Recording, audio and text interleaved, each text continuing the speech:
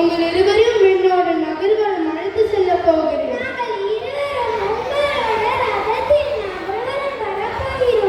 மிகுந்த உற்சாகமாக உள்ளதப்பா. இப்போதே செல்லலாம், வாருங்கள். பாரிவள்ளல் காட்சி 2.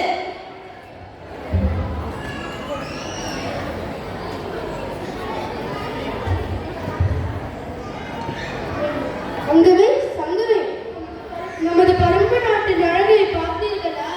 ஆமாம் அப்பா, மிகவும் ரம்யமாக இருக்கிறது. எங்களுக்கு நகர்வலம் வரவது மிகவும் பிடித்திருக்கிறது அப்பா. வாருங்கள் பாருங்கள்.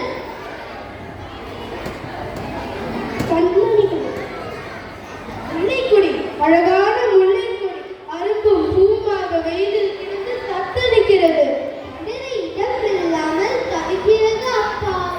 ஆமாம் கண்ணே, யாரும் இருக்க மாட்டவர்கள் இந்த முல்லைக்கொடிக்கு ஆதரவாக மரத்தை வெட்டியிருக்கிறார்கள்.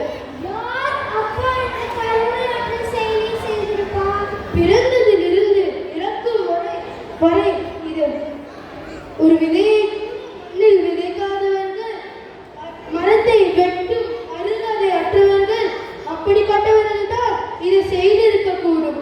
இப்படியே இருந்தால் இந்த கொடி வாடிவிடும் அல்லவா அப்பா? ஆமாம் கண்ணே, இந்த கொடியும் வாடிதான் போகும். கண்மணிகளே, வருந்த வேண்டாம். நமது ரதத்தை இங்கேயே நிறுத்தி அதன் மீது படவிட்டு விடுவோம். நல்லது அப்பா. அப்படியானால் நாம் அரண்மனைக்கு நடந்தே சென்று விடுவோம். உங்கள் விருப்பம் கண்மணிகளே. என் ஆரியன் நண்பா, என் உயிர்த்தோட கபிலா, உன்னை கண்டு வெகு நாட்கள் ஆகிவிட்டது. இப்பொழுதுதான் பரம்பு நாட்டிற்கு பயணம் செய்ய நேரம் கிடைத்ததா? வந்து விட்டேனே. இனி பரம நாட்டை விட்டும் என் நண்பன் பாரி விட்டு வேண்டினை விட்டும் எங்கும் செல்ல மாட்டேன்.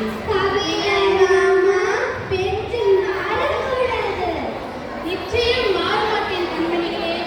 பரம நாட்டு மக்களை நேசிப்பது போல் மரம் செடி கொடிகளை நேசிக்க ஆரம்பித்து விட்டாயா? முல்லைக்கு தேன் கொண்டு பாரியே. என் பரம்பு நாட்டின் பிரஜையாக இருந்தாலும் பசுவாக இருந்தாலும் என் அன்பும் மறுவனுக்கும் ஒன்றுதான் கபிலா.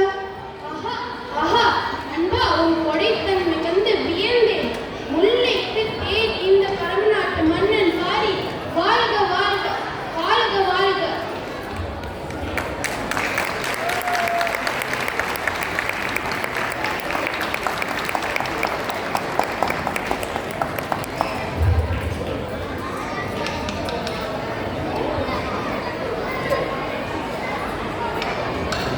வள்ளல் பாரியாக ஜிஷ்ணு,